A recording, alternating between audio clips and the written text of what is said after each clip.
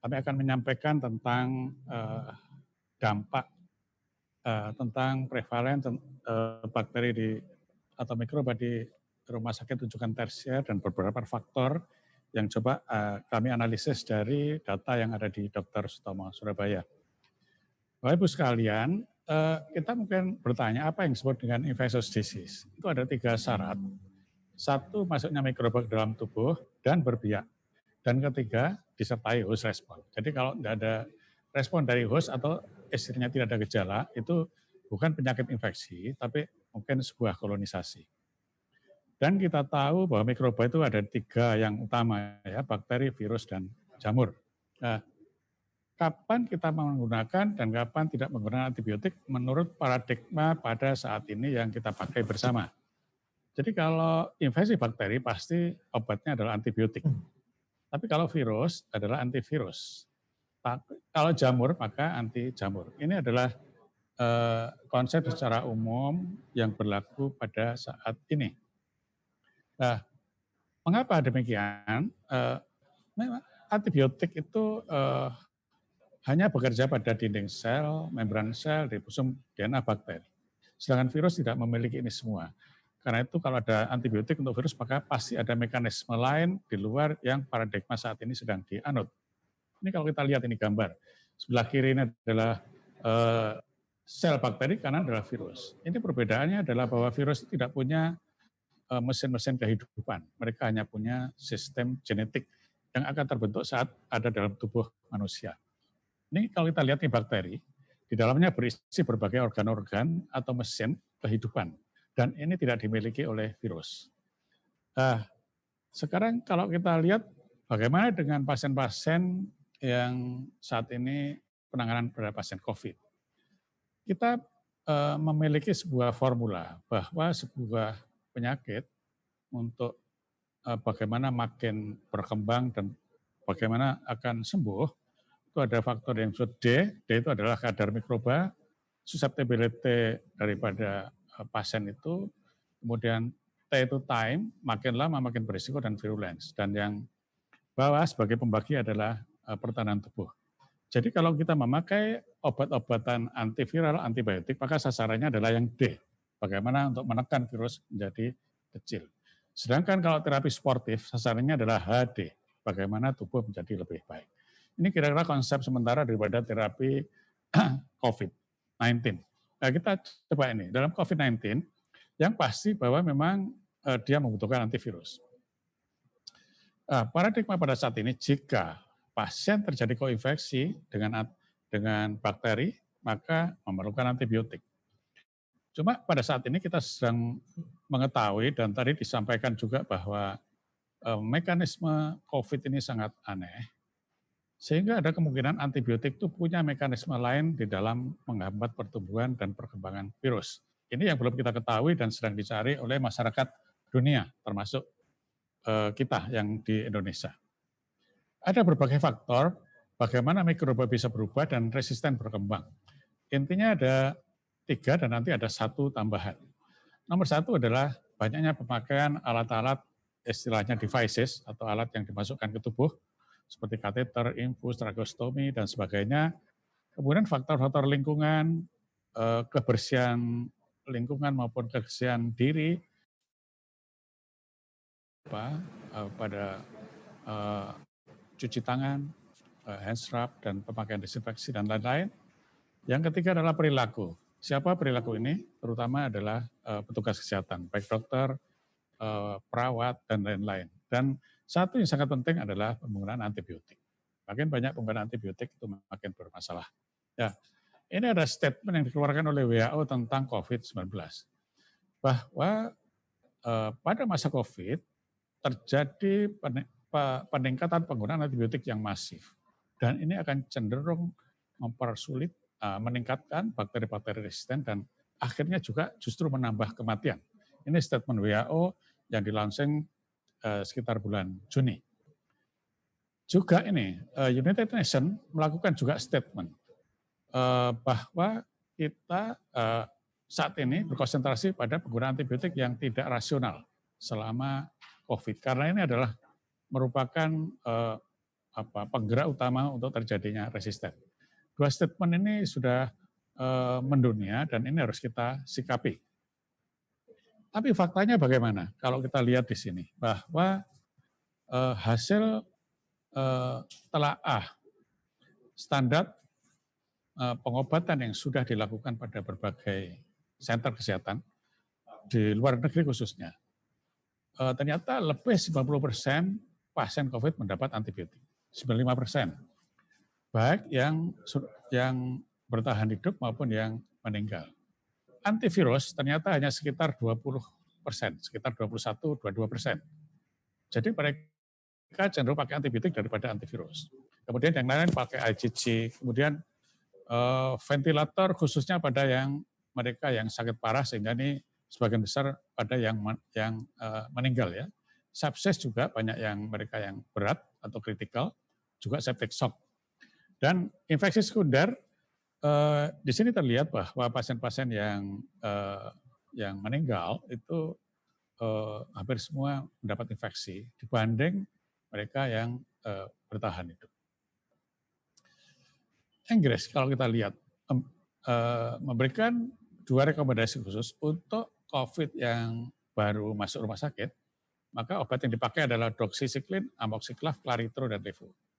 Untuk yang terjadi di rumah sakit parah dan terjadi pneumonia, maka obat-obatnya sedikit lebih keras seperti piperacillin, tazobactam, ceftazidime, levo, vancomycin atau linezolid jika MRSA. Kalau tidak MRSA nggak dipakai.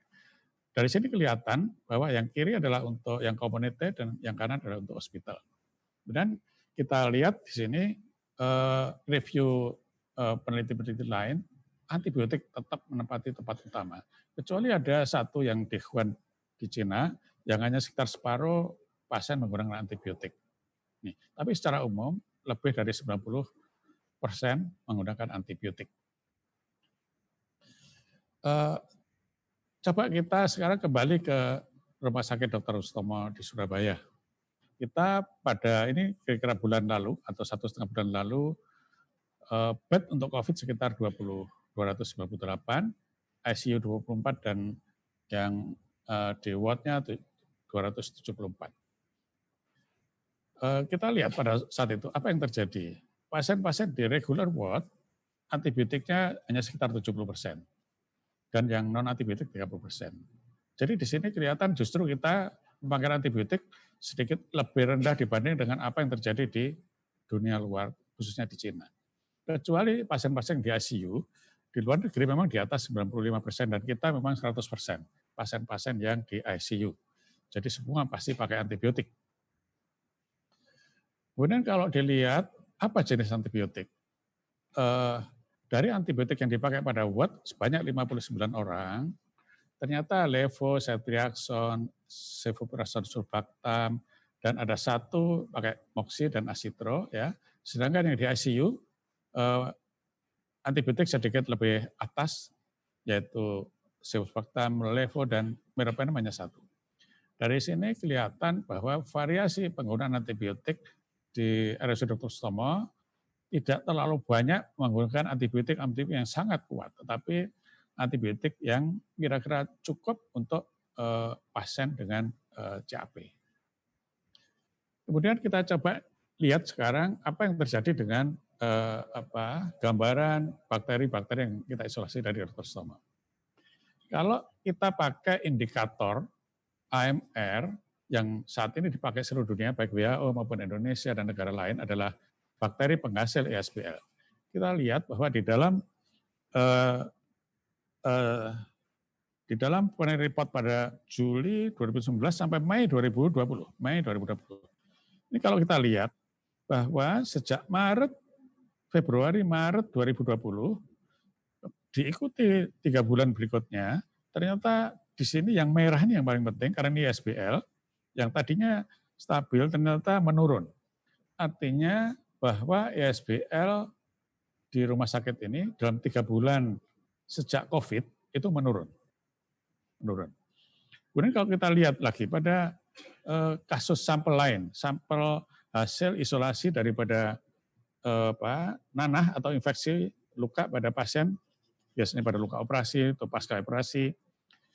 Pada isolat yang terbanyak itu E. coli, ternyata sejak bulan Maret, April, kemudian Mei 2020 menurun sangat tajam. Juga terjadi pada Klebsiella pneumonia. Hal ini kelihatan bahwa statement yang disampaikan oleh WHO maupun yang United Nations tadi, ini sedikit tidak terbukti di Dr. Sutomo. Ini kalau kita lihat di sini, bahwa Maret, April, dan Mei, jumlah absolut daripada Klebsiella penghasil ISBL, ini trennya betul-betul sangat menurun. Kalau kita lihat juga, secara persentase, ternyata juga menurun. Jadi jumlah absolutnya menurun, secara persentase juga menurun. Hari ini terjadi pada bulan Maret, April, dan Mei. Juni belum teranalisis nih. Jadi hal ini menunjukkan bahwa dua indikator yang dipakai oleh dunia ini tidak terjadi peningkatan di RSUD Dr. Sutomo. Apakah di rumah sakit lain terjadi peningkatan? Ini kita yang belum tahu, yang perlu telaah lebih lanjut. Ya, jadi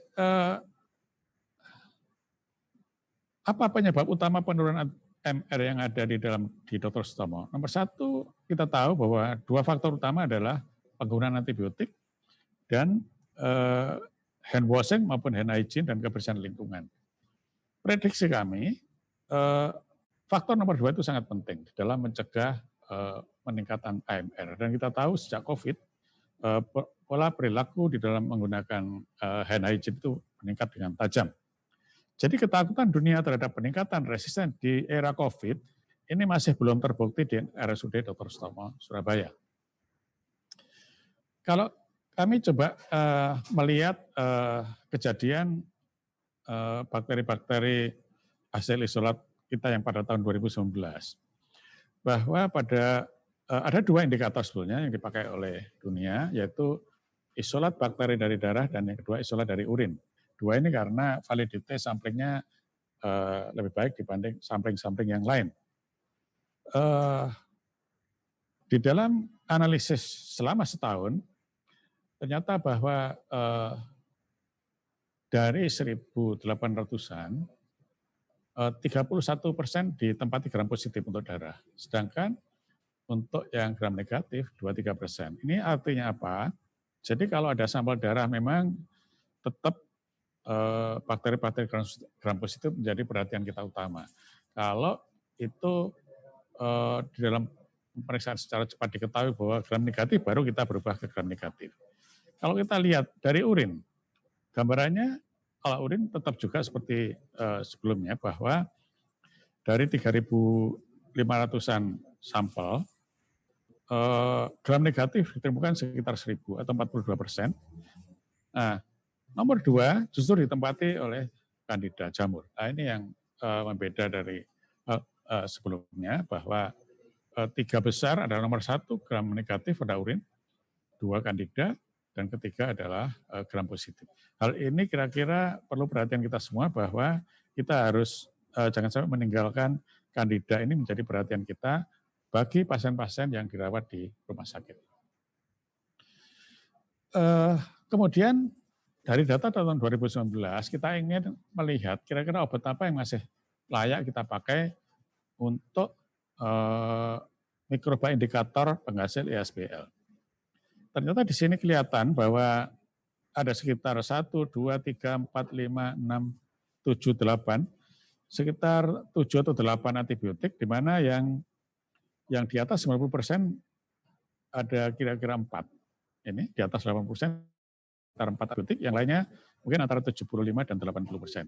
Sehingga kita masih punya senjata jika terjadi outbreak bakteri penghasil ISBL di rumah sakit kita, karena ini amikacin, fosfomycin, imipenem, meropenem ini masih sangat bagus dipakai. Yang lain dalam tingkat lebih rendah ada kombinasi generasi 3 dan inhibitor, kemudian ada obat-obat baru kelompok tigecycline. Ini beberapa pola yang saat ini masih bisa dipakai di RSUD Dr. Sutomo. Kemudian kalau kita lihat carbapenem resistant ini juga penting. Saat ini masih belum menjadi indikator utama karena kejadiannya mungkin di berbagai tempat, bisa rendah, bisa tinggi. Nah, bagaimana di Dr. Sutomo? Hasil analisis sekitar 2.800-an bakteri gram negatif.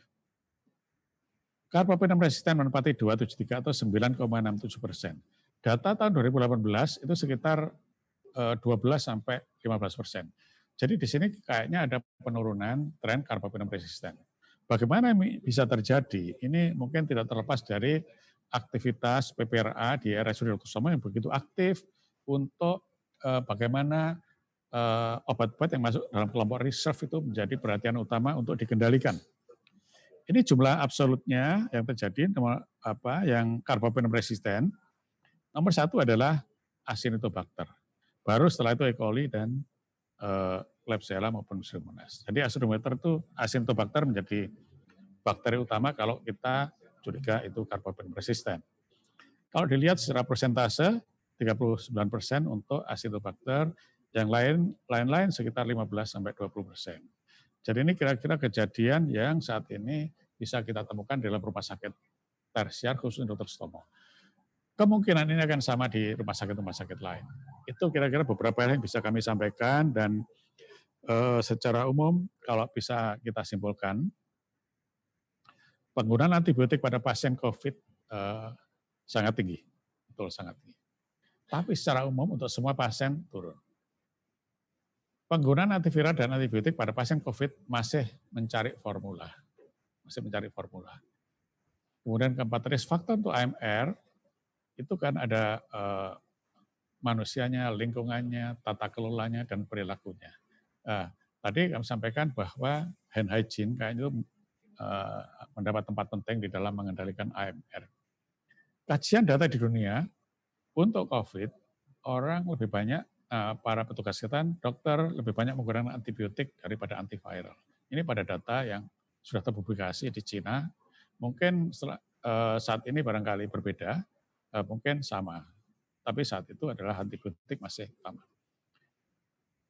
Ini di Inggris, bahwa untuk tata kelola COVID, untuk pasien COVID yang baru, maka yang dipakai adalah bisa amoxiclav, levo, doxy, atau clarithrol.